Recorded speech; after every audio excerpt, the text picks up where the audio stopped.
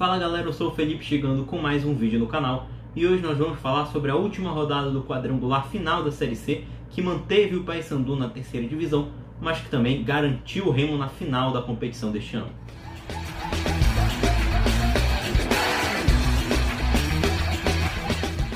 Vamos começar então falando sobre os jogos do último sábado. Primeiro, Ipiranga e Paysandu em Erechim, jogo em que a equipe bicolor precisava apenas de uma vitória simples para voltar para a Série B do Campeonato Brasileiro.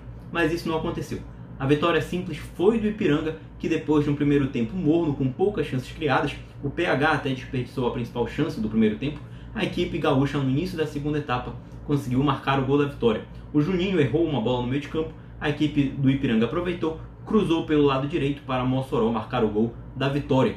Gol que foi o grande marco do jogo, pois depois disso as equipes até criaram um pouco mais, tiveram algumas chances, o Paysandu em ataques e o Ipiranga em contra-ataques, mas como o próprio técnico João Brigatti resumiu depois da partida, o Paysandu estava esgotado, estava no limite técnico, físico, tático e não conseguiu ter aquela grande oportunidade para empatar e tentar caminhar sua volta para a Série B. Isso não aconteceu, derrota do Paysandu que deixou a equipe na lanterna do grupo e que ia dando acesso para o Ipiranga até os 40 minutos do segundo tempo, quando aqui em Belém o Remo sofreu um gol do Londrina, 1-0, que foi o placar do jogo do Mangueirão, após um primeiro tempo em que o Londrina foi superior. Nitidamente o Remo estava sem tanta intensidade, sem tanto ritmo depois do acesso da semana anterior, depois de alguns casos acometidos de coronavírus durante a semana.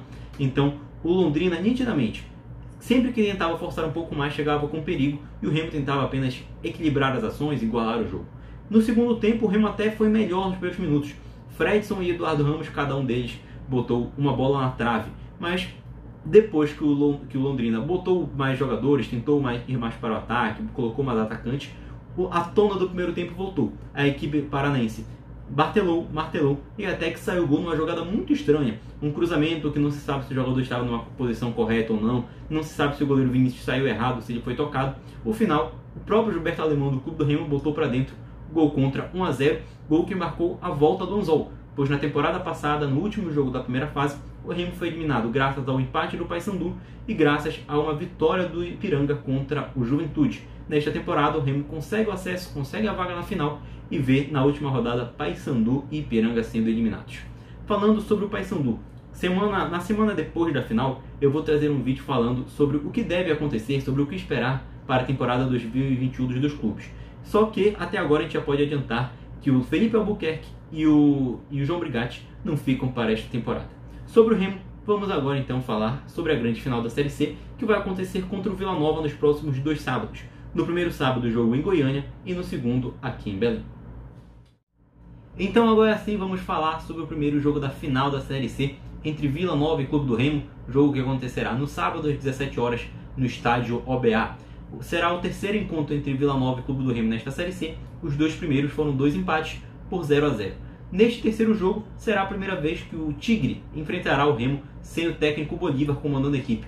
Quem estará à frente da equipe goiana será Márcio Fernandes, ex-técnico do clube do Remo.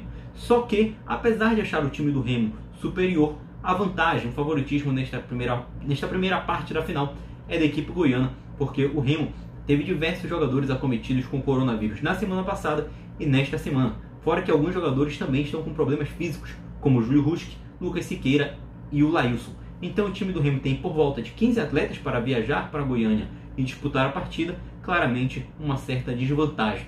Só que, além deste ponto negativo, eu vejo um ponto que dá esperanças para a equipe azulina. Como eu falei, o Vila Nova é comandado pelo Márcio Fernandes, ex-técnico do Remo, e que também foi rebaixado com o 13 este ano da Série C para a Série D.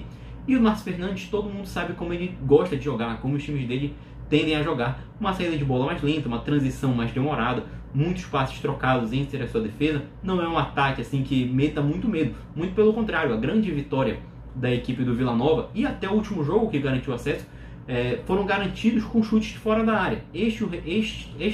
Esta arma da equipe goiana, o Remo tem que tomar cuidado. Tirando isso, é um jogo até mais tranquilo para o Remo do que fosse, por exemplo, contra o Brusque, que é um time que sai mais em transições, usa mais a velocidade. Mas o Vila Nova, por ter esse estilo mais cadenciado, pode favorecer até um desentrosamento ou uma falta de condição física de alguns jogadores da equipe azulina.